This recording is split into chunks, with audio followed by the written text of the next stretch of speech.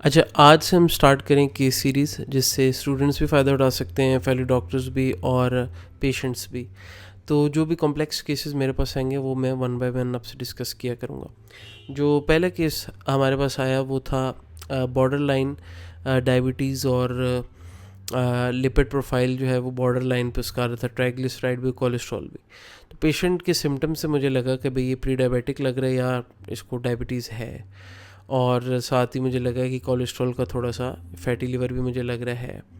तो मैंने lipid profile करवाया और HbA1c, तो उससे ये पता चला कि जो प्री डायबिटिक रेंज में आ रहा है पेशेंट, और जो प्री डायबिटिक रेंज है वो 5.7 से लेकर 6.3 कह लें, 6.4 से आपको डायबिटीज़ हो जाती है।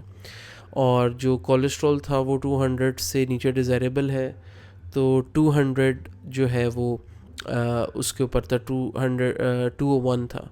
ट्राइग्लिसराइड जो 150 से कम जो है वो डिज़ायरेबल है, और वो 153 था, 154।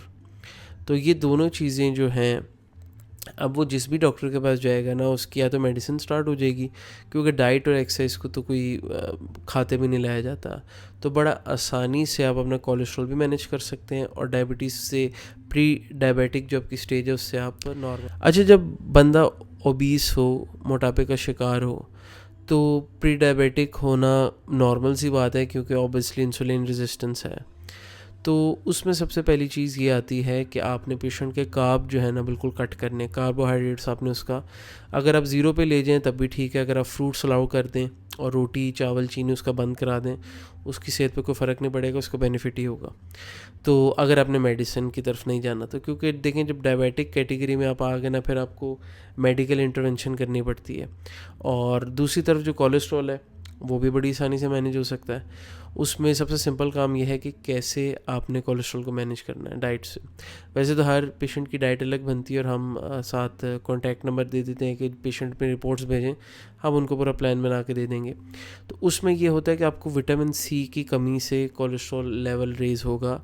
दूसरा, बैड कोलेस्ट्रॉल आपने कट करना है और गुड कोलेस्ट्रॉल इनटेक ज़्यादा कर देना है। और बैड कोलेस्ट्रॉल में आपको पता है चर्बी वगैरह जो जानवरों की है, या मक्खन वैसे तो उस तरह बैड में नहीं आता, क्वांटिटी पे डिपेंड करता है। अगर आप ज़्यादा लेंगे तो वो फिर ट्राइग्लिसराइड बढ़ा सकता है। बटर हो गया, देसी घी वैसे तो बहुत अच्छा है, पहले देसी घी को इतना वो किया नहीं जाता था, देसी घी जो है वो बेस्ट है।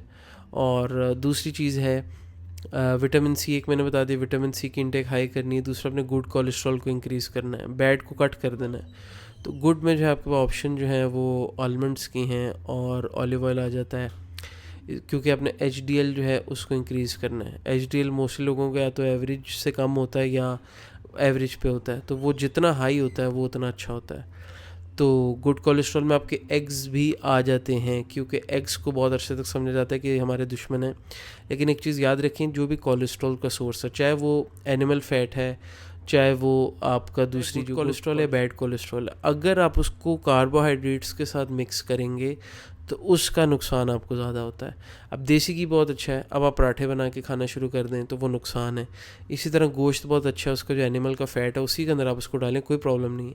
लेकिन साथ उसके आप अगर वो बीफ पुलाव बना दें और उसके अंदर नान खाना शुरू कर दें, तो वो चीज़ फिर नुकसानदेह होना शुरू हो जाती है। तो ये बहुत सारे पेशेंट ये नहीं समझते कि बड़ी ईजीली इसका इलाज है। पहले बहुत सारी बातें होती थी, कोलेस्ट्रॉल की मेडिसिन लेनी है वो। कोलेस्ट्रॉल की मेडिसिन का सबसे बड़ा नुकसान ये है कि आपको डायबिटीज़ हो जाएगी एक टाइम के बाद, और दूसरी बात यह है कि उससे बहुत वीकनेस होती है, क्योंकि आपका नॉर्मल कोलेस्ट्रॉल भी वो कम कर देता है। तो उसका नुकसान ही नुकसान है।